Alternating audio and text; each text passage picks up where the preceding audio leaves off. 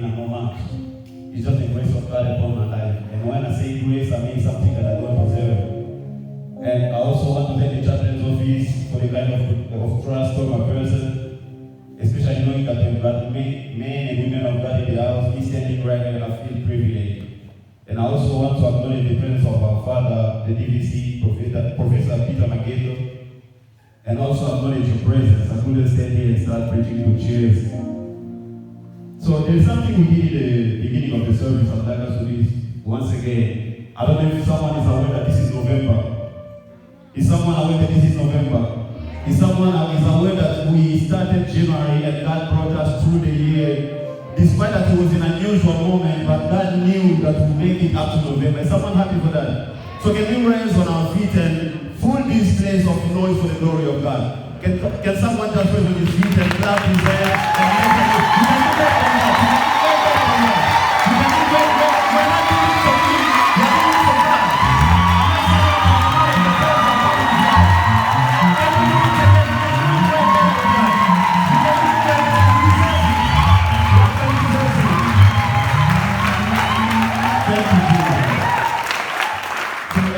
Can you remain standing, please, just for a minute? And we bow our head in prayer. Can someone tell us, speak to me this morning? Can you just tell him, speak to me this morning? Can you just tell God, speak to me this morning? Rejected and alone, like a rose, trembled on the ground. You took the fall and taught me how long. Can you sing this song with me? Crucified, that's the chorus. Crucified, let the understand. You live to die. Rejected and alone. Like a rose.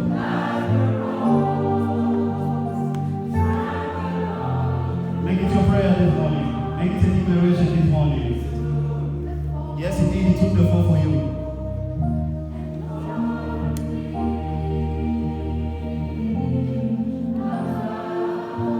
Can we sing it one more time? One more time. Crucified.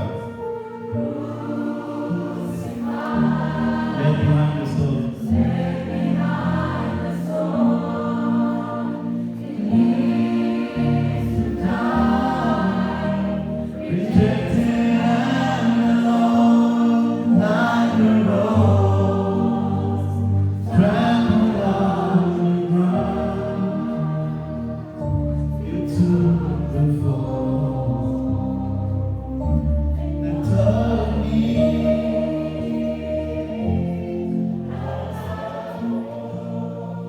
Spirit of the living Father, fall afresh on us this morning. Lord, the Bible says in Matthew that it won't be me speaking, but the Spirit of God will speak through you. I surrender myself to you this morning. May you do your will, God Almighty. May you meet us in this place. May you not allow us to leave this place the same way we came in, God Almighty. We came to look for you, not for men. We didn't come to see someone preaching today. We came to see the Lord Jesus. You're the reason why we're in this place, God Almighty. Meet us in this place. Lord, we present ourselves before you, knowing that we're empty and we want to be filled by your word. May you speak to us. Lord, may you use me as your vessel. Don't let me do anything by my own thought. And do not let anything be against your will this morning. In Jesus' name I pray. Amen. We can take our seat. Thank you so much. You can keep on praying. So we are talking about the theme encounter. And the word encounter by itself is defined as, if I have to put it in a simple word, I'll say it's meeting someone or something unexpectedly.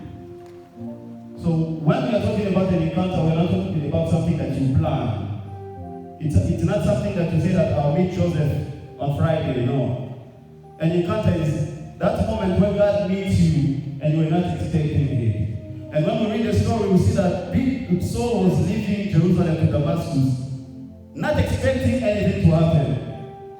And someone came today in this place just expecting it to be a normal service. But I came to tell someone that today it won't be the same. The Bible says in Luke chapter 6 verse 6 that it came to pass another day of Sabbath.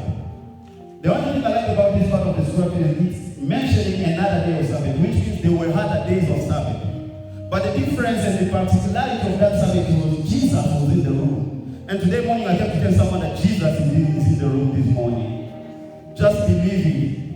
Just believe it. So before I go deeper, I'll try my best not to be long.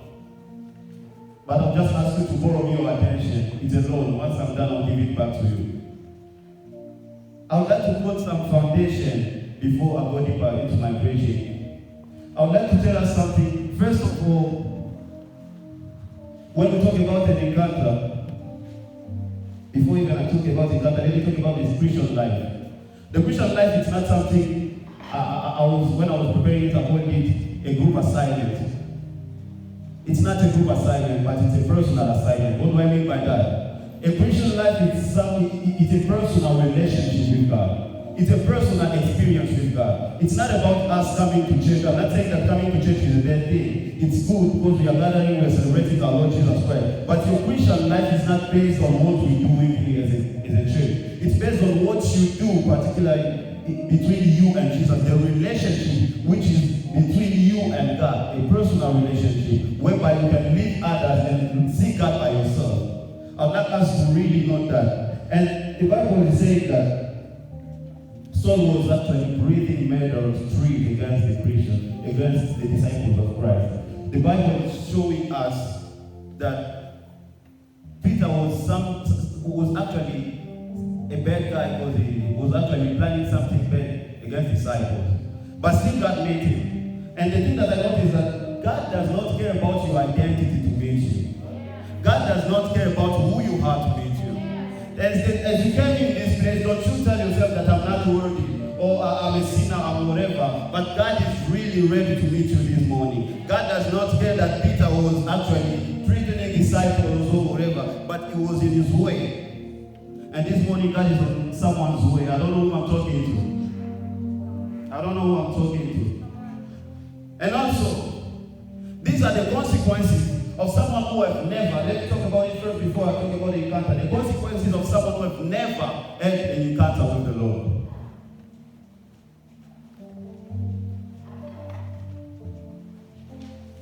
The first thing is that you will never know who you really are. Before you meet Christ, you will never know your true identity. The Bible is showing us Gideon who was actually threshing wheat. And when the angel of God appeared to him, the Bible says that he called him mighty warrior. What am I trying to say? That when you have an encounter with the Lord is not limiting himself by presenting him to you, but he's also presenting you in him. Your identity in Christ. If you have never had an encounter with the Lord, you can be coming to church for years, but you will never know who you really are. That's why Moses was actually fine feeding the sheep of his father-in-law. But that day when he met Christ, he's like, man, you have to go deliver my people. This is what you're supposed to do, not feeding sheep. Until you have met Christ, it's difficult for you to know exactly who you are. And Peter didn't even know who he was. He didn't know who he was. And when you don't know who you are, what you do is you start doing things because other people are doing it. You are not doing it because God wants you to do it. And sometimes these things, they don't look like they are bad. They are not really bad. Because actually, we are not talking about Gentiles. So he knew the law. He was actually working with priests. We are not talking about Gentiles. Sometimes it looks good what you're doing because you don't even know who you are. And the Bible says that he went to request a letter. Allow me to talk about this because we need to appreciate it, that persecution has started already before even so. This is something when you read the Bible, you will understand that persecution started since the disciples were actually, I can say, persecution started already with the priest. When you read the previous chapter, you will understand that twice disciple has been caught and put into jail because of Jesus. Because actually of the gospel they've been preaching. So persecution has started already. Priests are the one who started persecution. And Saul went to request a letter to get into some other people's mission. I'm just trying to make you understand that when you don't know yourself, you find yourself doing something that you're not meant to do. You find yourself doing stuff that you're not meant to do. I can ask someone today, are you in the choir because God told you to be in the choir? Or you're just in the choir because you want to be in the choir? Or you're in the choir just because you're seeing people singing, I want to sing too. I remember when I came to Africa University, my first semester, I loved music, I loved singing. I went straight in one of the choir of my community. I practiced on Friday and sang someone on Sunday. And when I went to pray, God is like, man, who told you to go there? Who told you to go there? And sometimes they are not paid until you meet God. Sometimes what you're doing, you feel like I'm productive. Moses was actually, he had his family, he was living with his father-in-law, he was sheeping the field. But until he met the God, what he was doing was not seeming to be bad to him. And there are some stuff that you are doing today. You feel like it's good because you haven't met God and you don't know who you really are. I pray that God reveal himself to someone this morning.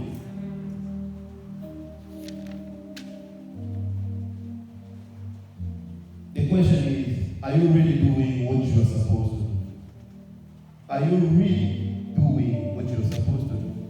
And one of the things as well, when you don't know who you really are, is that you'll be now doing things by religion. Coming to church because we are used to come to church. You are not coming to church with expectations. You are just coming to church because we are used to go every Sunday morning to church. You are not expecting something from the Lord. You are doing it because, I'm a son of pastor, I'm used to church, every single Sunday I go to church, so it's just a routine. But when you meet God, when you know who God is, you are not coming in this place the same person. You are not coming in this place with the same expectation. You are coming as if a man is coming to seek his Lord, his master. I can tell someone that you coming and going back the same person because you are not coming with great expectation. You don't really know who you are coming to seek in this place. Religion, that's what it's doing to us. Christian life is not a religion, it's a personal relationship. I don't call it religion. I don't call it religion. So I'm saying that some stuff that we do are not there until we have that encounter with the Lord. And that day, Saul on his way to Damascus, he met Christ. And the only thing that I noticed, Christ is revealing himself as a light. And the reason why Christ is revealing himself as a light is because our life is full of obscurity. Our life is full of darkness. And living in the darkness, you may not even notice the kind of clothes you're wearing. You may not notice what is around you. And when you're walking, it's easier for you to fall in holes because you are walking in darkness, you are not seeing anything. That's why most of the time when we give our life to Christ, we cry because we are realizing that this is who I am. This is what I've been doing. I was not supposed to do this because the light of Christ will lighten your life and you actually see where you find yourself and know what you're supposed to do. And when Christ meets Saul, I like what he's doing because he called him twice by his name. Saul, Saul, calling him twice by his name because to show him that I know you. You may not know me, but I know you.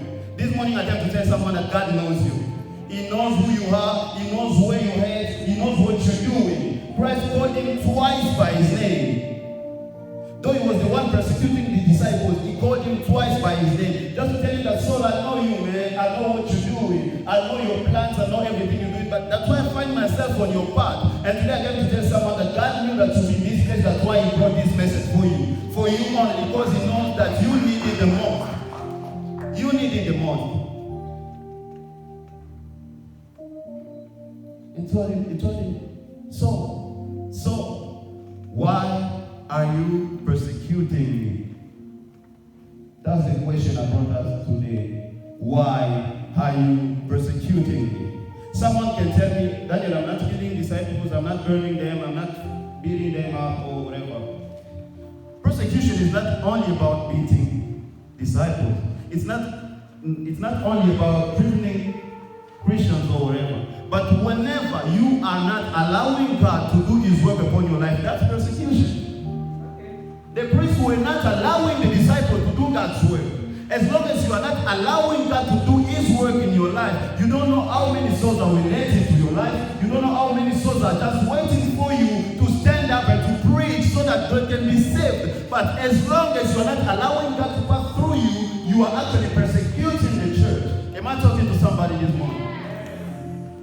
Why are you persecuting me? That's the question. Why are you persecuting me? You can say that, Lord, I pray, I go to church, but God knows that you know. Some people actually, they are in this place, they know that they've been called by God. They know that. They know that I've been called by God. I am supposed to work for Him. But still you are not accepting the call. Why are you persecuting me? Why are you persecuting me? That's the question this morning. Why are you persecuting me? And me while reading the Bible, I just found myself laughing because Saul is not replying the question by the answer, but he's replying the question by a question. I'm like, this guy is an African guy. Surely from Nigeria or DRC, because we are used to that. They ask you a question and you reply by another question. So why are you persecuting me? Who are you, Lord? I'm like, man. Answer first the question, and then you can ask your own question. But the truth is, this is not an easy question to answer. Why are you persecuting me? What am I supposed to say? What am I supposed to say? But there's one thing that I want us to know. God asking you a question doesn't mean He doesn't know the answer. When God is asking you a question, it doesn't mean that He's ignoring. God is asking you a question just to open a room for you so that you can understand exactly what you're doing. Because sometimes there are questions that we don't ask to ourselves. And today I came to tell someone, why are you persecuting me? God is telling someone, why are you persecuting me? That's why you start asking yourself, why am I even doing this? God asking you a question, just opening a room for you to understand exactly what you're doing. But God knew that the guy was ignoring. The guy was ignoring. He didn't know that he was doing a bad thing. He was actually working with priests. He knew the law. He was working for the synagogue guys. This is not a bad thing. He was just ignoring. He was really, really ignorant about it. And the Bible says in Acts chapter 17, verse 30, that God does not care about the time of ignorance, but He's calling all of us to repentance. Calling all of us to repentance. When you realize that what I'm doing is bad, just repent. Change your ways. I'm sure as I'm talking, each one of us is understanding what He's doing, is understanding if He's persecuting Christ or not. And each one of us has to take the decision to repent. I'm not only talking about you, I'm also talking to myself.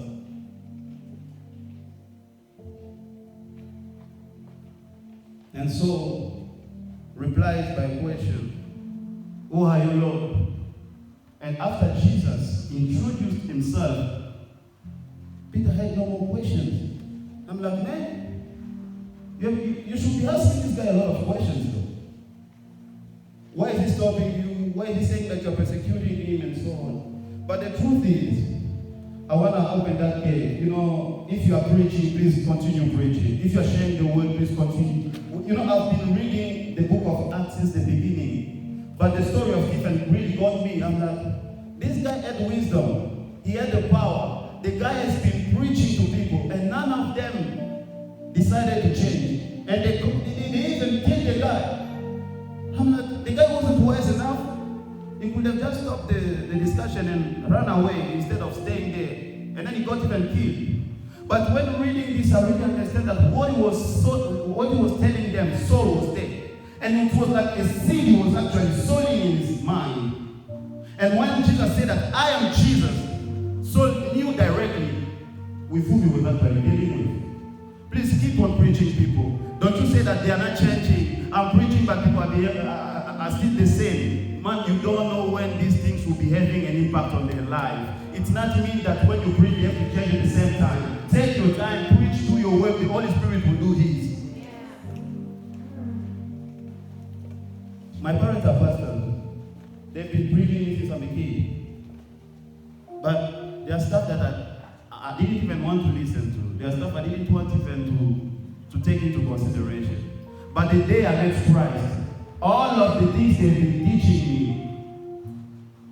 me made sense that day. I knew actually what I was supposed to do. That's why you see that Saul had no more question after saying, "Who are you, Lord?" After Jesus introduced himself, Saul knew, I knew Jesus. The guy Stephen was talking about him. Keep on talking about Jesus. You don't know what you are sowing in people's life. You don't know the kind of thing you are putting into people's life. Keep on preaching the word. Don't you be tired. Don't you give up on that. Don't you say that people are not changing. People are still the same. This generation is not changing. Keep on preaching. That's your word. Don't you do God's work. You're not the one changing. The Bible says that the Holy Spirit is the one actually convincing people. Am I talking to someone this morning?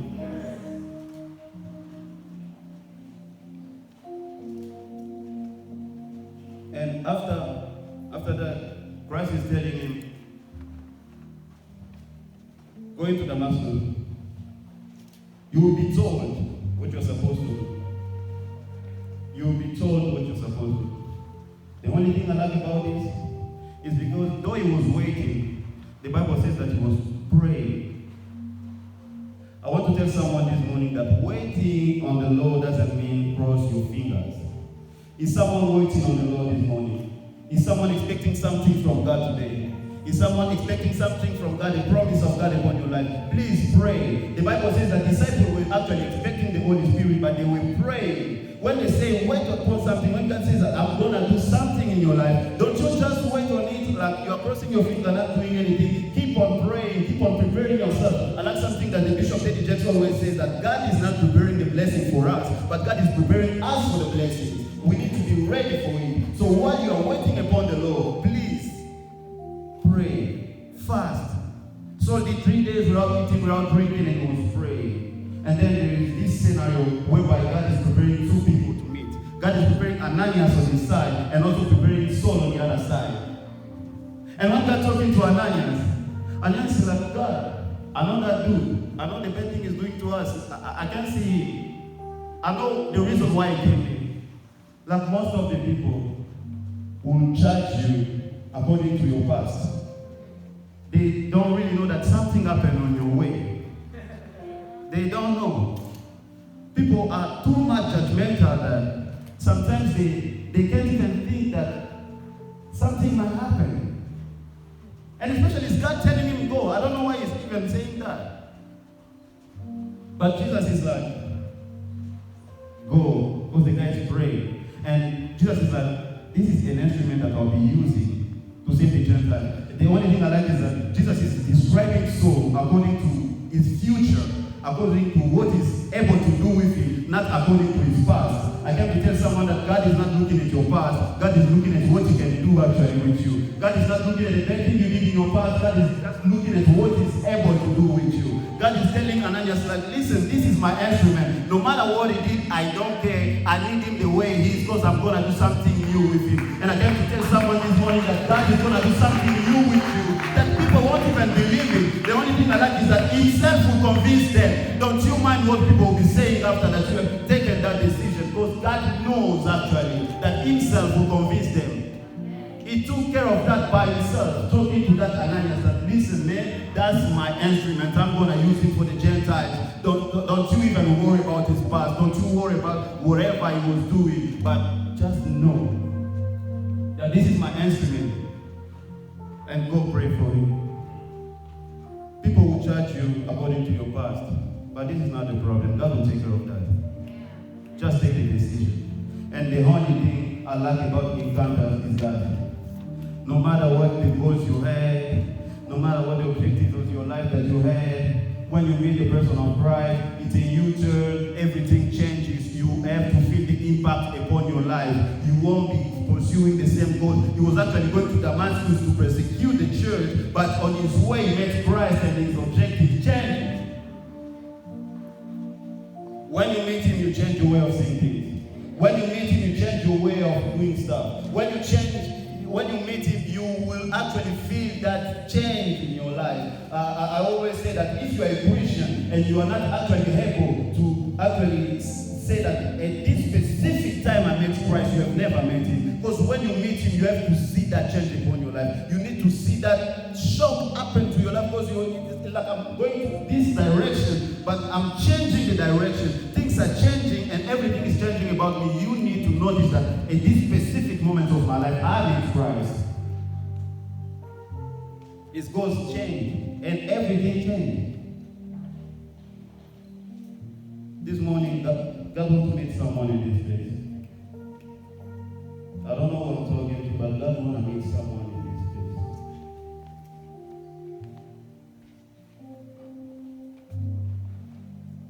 Why are you persecuting me as I'm ending with my preaching? That's the question I brought for us today. Why are you persecuting me? Why are you not taking this call?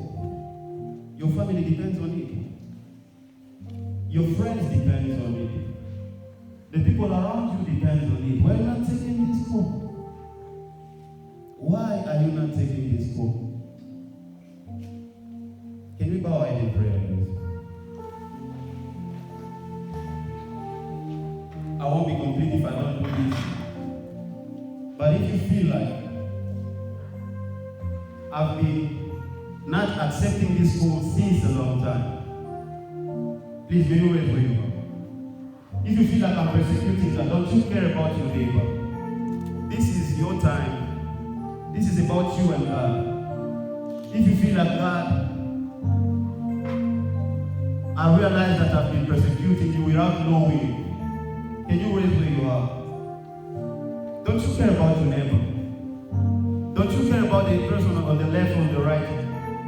You need that personal encounter. You need to meet that person of Christ.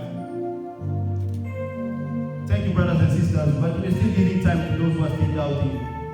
This is your time. You're the reason why Jesus brought this message this morning. If you feel like God, I really understand that I was wrong.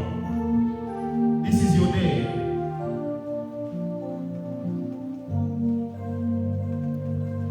Allow me to do it as I've seen it on Friday. Apostle Agapo, can you come please and pray for them? May we come in front, please?